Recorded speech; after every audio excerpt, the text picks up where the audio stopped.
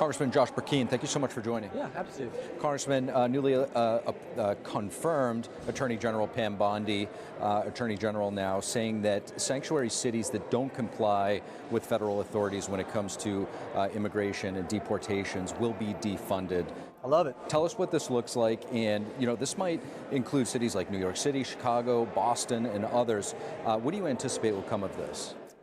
That people understand that under President Trump and his cabinet officials that we're making the right thing easy and the wrong thing hard. That there is an element when states took on the ability to be under this body politic called the United States of America, that there are areas that are resigned unto the federal government, areas retained by the states, and enumerated, Article 1, Section 8, naturalization lies unto the Constitution under Congress. And the states, in agreement and ratifying the Constitution, said yes. And so no municipality ought to be undermining the rule of law. What role do you see financial leverage playing in enforcing the president's policies and initiatives? And what other tools and measures do you think will be there to help enforce some of these? Look, I think the ability to say the federal government's done funding this is the impetus that is necessary. What other tools that the DOJ might have, I look forward to learning of those. Now, your home state of Oklahoma, a border state to Texas, yes, which is obviously on the border and has been saturated a lot of the brunt of this illegal immigration. What are your constituents saying right now about these deportations? Well, look, I can tell you what law enforcement at large, even as short as just an hour and a half ago, I was meeting with a district attorney and law enforcement officials, drugs specific task force in Oklahoma, and they're talking about how Oklahoma, because of the border, has become a mecca.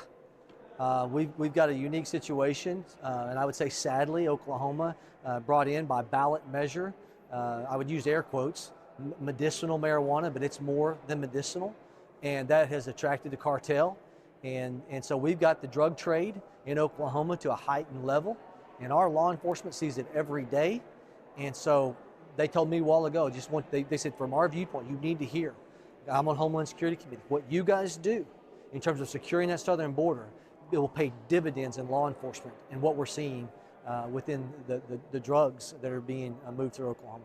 Congressman, switching gears just a bit here, House Republicans met earlier in the week in Speaker Johnson's office to discuss the reconciliation bill.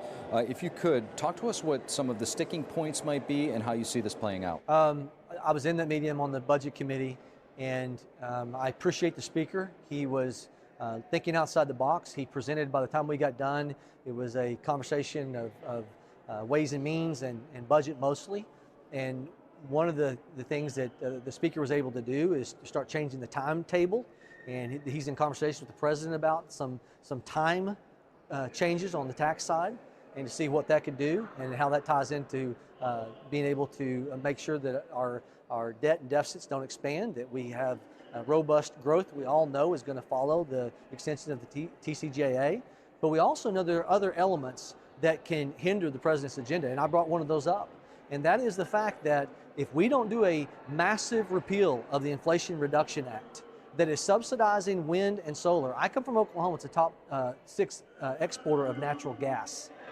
We are headed in the next 10 to 20 years of natural gas being displaced on our electricity generation, our power grid, by wind and solar.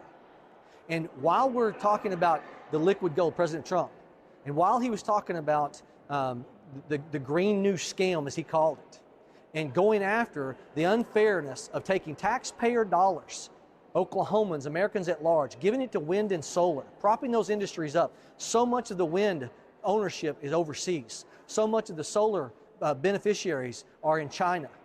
And we are cutting our own financial throat because we're displacing on the electric grid natural gas. That hurts Oklahoma, that hurts America, with an unreliable system. Unreliable, think of what happened in Texas in 21, and unaffordable. And the cost of that on a 10-year basis is $750 to $826 billion taken from taxpayers to prop up that green new scam, as President Trump called it, agenda. And so permitting reform, President Trump, and this conference is all in favor of, but we have to do both.